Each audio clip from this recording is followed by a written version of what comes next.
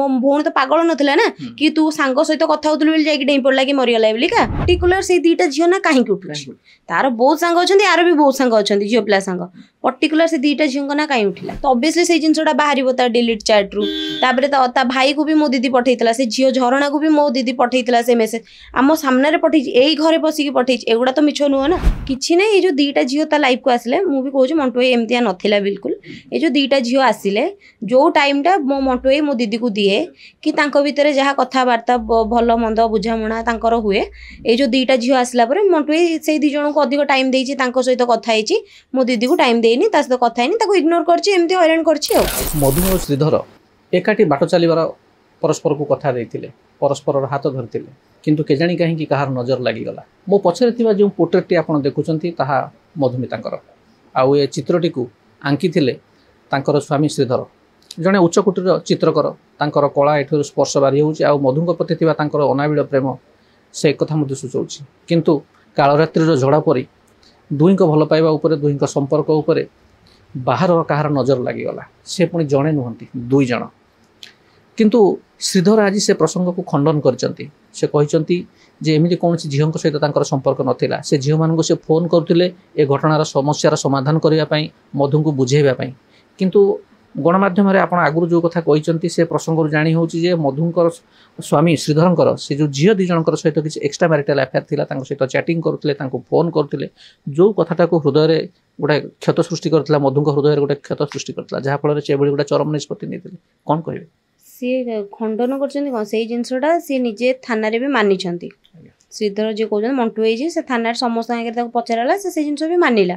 कि जो दीटा झील कथा पर्टिकुलर से दीटा झील ना कहीं उठुछि तार बहुत सांग अच्छा यार भी बहुत सांग अच्छा झील पिला सांग पर्टिकुलर से दीटा झील ना कहीं उठिला सेतिकी जिनस अच्छी बोलिका उठिला तापर निजे मंटू तो निजे भी मानिला कि हाँ से मीडिया आगे खंडन कर जानी किंतु से निजे थाना समस्त आगे मानी से जिनस नहीं आज गणमाध्यम को कहते जे मोर से सहित जो संपर्क कथा कहते हैं मिछ कारण मु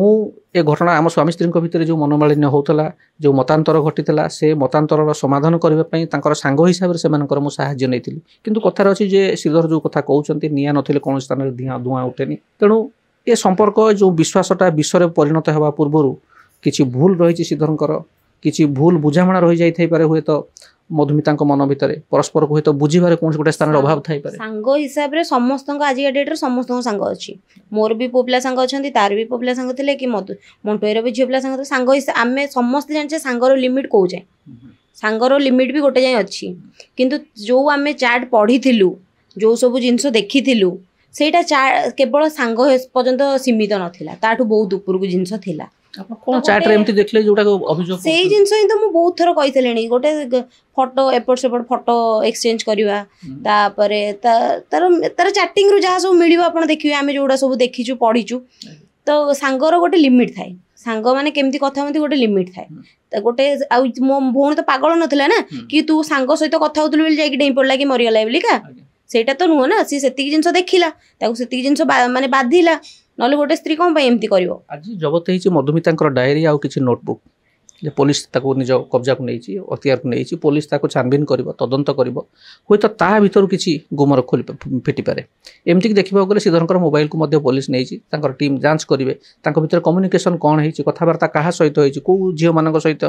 कथबार्ता होता आगुरी कल रेकर्ड डिटेल जना पड़ो सब बाहरी जीव ना सी जो फोन फोरेंसिक लैब को जाइए ऑब्वियसली आम जो जिन देखीचु आम आखिरे आम देखीचु आम शुणी बोधे विश्वास करना आम देखीचु तो ऑब्वियसली से जिनसा बाहर डिलीट चैट रु तापरे ता भाई को भी मो दीदी पठैतला से झील झरणा को भी मो दीदी पठैतला से मेसेज आम सामने पठै एई घरे बसिकी पठै एगुडा तो मिछ नुह ना तो सी मना करदेले केमिति हबो मना करदेले भी तार प्रूफ बाहरी जीवो गोटे कथा आज कह जाउची जे 5 वर्ष धरी आपन को परिवार सहित से जड़ित हो जाइतले परिवार जोई नुह से गोटे पुओ हो जाइतले किंतु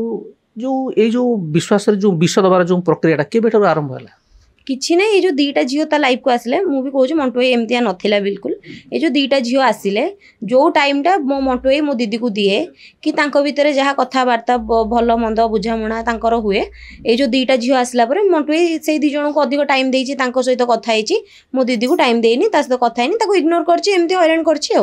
आमे जेतले कहिचु कि आम घरर बड़ पुओ गोटे बड़ पुओर कर्तव्य कौन ଆମ ଘର ସେଇ ଟାଇମ୍ରେ ସେତିକି ଷ୍ଟେବଲ୍ ନଥିଲା। ଆମେ ମାନୁଛୁ, ଆମେ କୋଉଠି ବି ଡିନେ କରିନୁ, ଆମେ ମାନୁଛୁ। ଆମେ ଆମ ଘର ଲୋକ ଷ୍ଟାର୍ଟିଂରୁ କହିଛନ୍ତି ତାକୁ ବଡ଼ ପୁଅ କରିକି ରଖିଥିଲେ। ସିଏ ବି ଯେତେବେଳେ ପାଦ ଥୋଇଥିଲା ଆଗ କହିଥିଲା ମତେ ମୋ ପରିବାର ମିଳିଗଲା, ମତେ ମୋ ବାପା ମା ମୋ ଭଉଣୀ ଭାଇ ସବୁ ମିଳିଗଲା। ଗୋଟେ ବଡ଼ ପୁଅର କର୍ତ୍ତବ୍ୟ ଯେ ସେ କରିଥିଲା। ଆମେ ତ କହୁଛୁ ହଁ ଦିଦିକୁ ସେ ପାଠ ପଢେଇଥିଲା, ଜର୍ଣ୍ଣାଲିଜିମ୍ ପଢେଇଥିଲା, ଆମେ କଣ ମନା କରୁଛୁ? ଆମେ କୋଉ କଥା ଯୋଉଟା ସତ ସେଇଟା ସତ। ବିଭିନ୍ନ ପ୍ରସଙ୍ଗ ସେ ଉଠେଇଛନ୍ତି ଗଣମାଧ୍ୟମରେ, ହୁଏତ ନିଜକୁ ବଞ୍ଚେଇବା ପାଇଁ ସେ ଗୋଟେ ଖୋଜୁଥାନ୍ତି ଯେ କହୁଛନ୍ତି ଯେ ଫୋନ ପେ ଦେଖିଲେ ଜଣା ପଡିବ କୋଉ ଜାଗାରୁ ଇଲେକ୍ଟ୍ରିକ ବିଲ୍ ପେ ହେଇଛି। ସାଧାରଣ କଥା ଆପଣ ଯୋଉ କଥା କହିଲେ, ଯଦି ଅସୁବିଧା ଥିବ ଇଲେକ୍ଟ୍ରିକ ବିଲ୍ ଆମର ଦେଇପାରି ନଥିବେ, ମୋ ଦିଦି ଆମେ ମଣ୍ଟୁ ଭାଇକୁ ତ ଡାଇରେକ୍ଟ କହିନଥିବୁ, ଆମେ ଚିନ୍ଦି ଦିଦି କହିଥିବୁ କି ଆଉ ଇଲେକ୍ଟ୍ରିକ ବିଲ୍ ଟା କି କଣ କହିଥିଲେ, ସେ ମଣ୍ଟୁ ଭାଇଠୁ ଆଣିକି ଦେଇଥିବ। ଆମେ ତ ମନା କରୁନୁ ନା, ଘର ଗୋଟେ ବଡ଼ ପୁଅର କର୍ତ୍ତବ୍ୟ କଣ। ଚିନୁ ଆପଣଙ୍କ ସହିତ ବହୁତ କ୍ଲୋଜ, ମନ କଥା ସେୟାର କରନ୍ତି ଆପଣଙ୍କ ସହିତ। ଏଇ ଯୋଉ ନିଷ୍ପତ୍ତି ନେବାର ଶେଷ ପୂର୍ବରୁ ଆପଣଙ୍କୁ କିଛି କହିଥିଲେ? ସେ ଘରକୁ ଆସିଥିଲା, ଖୋଜିଥିଲା କି ମମି ସିଲି କାହିଁ ବୋଲି। ମୁଁ ନଥିଲି, ମୁଁ କ୍ଲାସକୁ ପଳେଇଥିଲି। ମୋବାଇଲରେ କଲ୍ କରିଥିଲେ? କଲ୍ ମତେ କରିନି, ମତେ ମେସେଜ କରିଥିଲା ଖାଲି ରିଚାର୍ଜ ଗୋଟେ କରିଦେବେ ବୋଲିକା। ଆଉ ସେ ତ ଖାଲି ପାଗଳ ହେଇଗଲା, ମଣ୍ଟୁ ହେଇକି ପାଗଳ ହେଇଗଲା ଆଉ।